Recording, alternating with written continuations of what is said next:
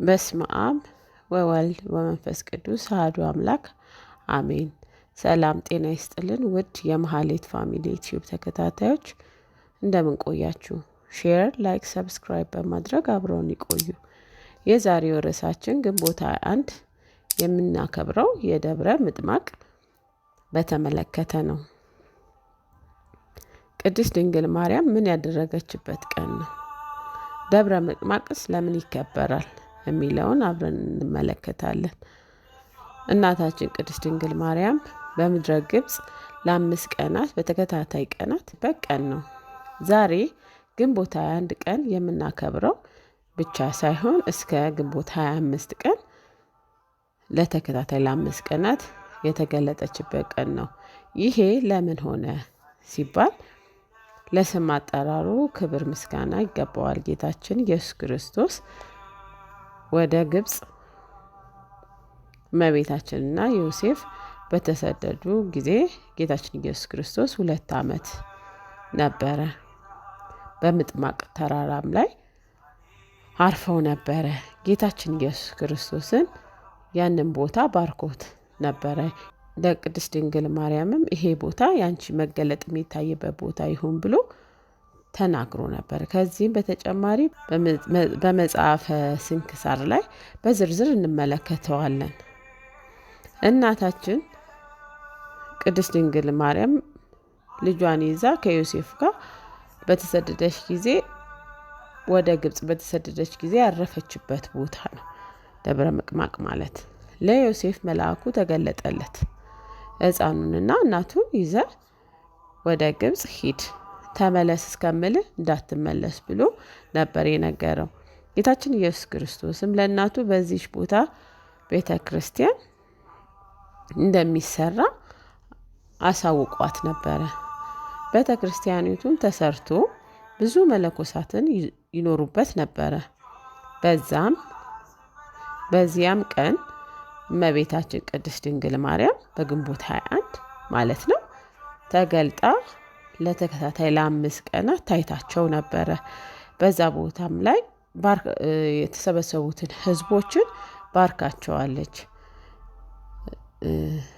አማኝም የሆኑ ኢአማኝም የሆኑ በብዛት እንደውም ሙስሊሞች ናቸው የተመለከቷት።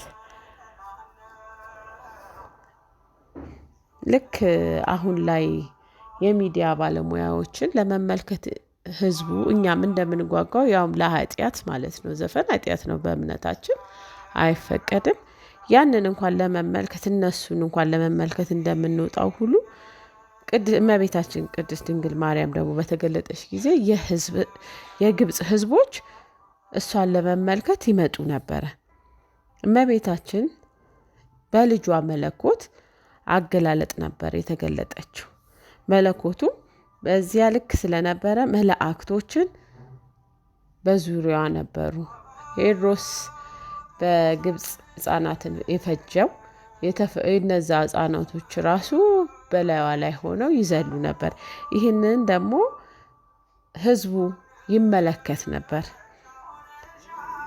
ሰማዕታት እሷን ለመመልከት ይመጡ ነበረ። በመጀመሪያም ግን የተመለከታት ቅዱስ ጊዮርጊስ ነው። ቅዱስ ጊዮርጊስ ተመለከታትና ሁሉም ሰማዕታት ግን በሰዓቱ ተመልክቷታል። የጻድቃን አንድነት በአምልኮ እንደሚባለው ሁሉ እሷን ለመስገድ ወደ እሷ ይመጡ ነበረ እና እመቤታችን ቅድስት ድንግል ማርያም በዛ ቦታ ላይ ሆና ህዝቦቹ የለመኗትን ነገር ትፈጽም ነበረ። ብዙዎቹ የሞቱ ቤተሰቦቻቸውን መመልከት ይፈልጉ ነበረ። ያንንም አድርጋለች። የለመኗትን በሰዓቱ እየፈጸመች ነበረ።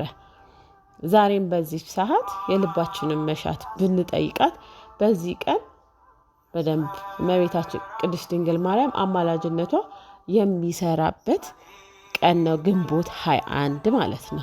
ለጥያቄያችን መልስ የምናገኝበት፣ የጠየቅነውን የምትመልስበት፣ ፍቅሯን የምትሰጥበት ጊዜ ነው። በዚህ በግንቦት 21 የምንሻውን በልባችን ያለውን ነገር ብንጠይቃት እመቤታችን ቅድስት ድንግል ማርያም በአማላጅነቷ በምልጃዋ ታስታርቀናለች።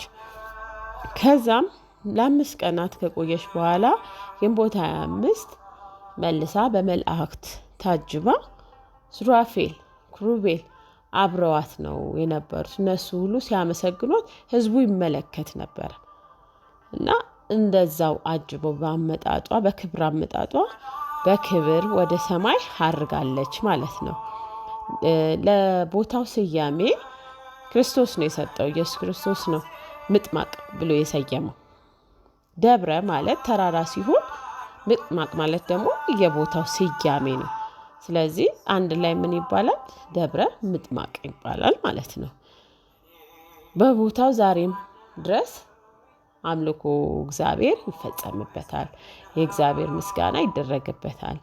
የእመቤታችን አማላጅነቷ እስካሁን ድረስ ይፈጸምበታል ማለት ነው። ለዚህ ክብር ያበቁት ያዩት የተመለከቷት ምን አይነት አይኖች ናቸው? ምን አይነት የታደለ ሰው ነው ያንን የተመለከተው? እግዚአብሔር ለኛም ይሄንን ያድለን። በክብር የሆነ ነገር እንድንመለከት ከዚህ ከኃጢአት ዓለም ወደ ክብሩ እንዲሰበስበን በክብሩ ላይ እንዲያኖረን ወደ አምላካችን እንጸልይ። አመሰግናለሁ። የዛሬው ፕሮግራማችን ላይ ያላችሁን አስተያየት አሳውቁ። ሼር፣ ላይክ፣ ሰብስክራይብ በማድረግ አብረውን ይቆዩ።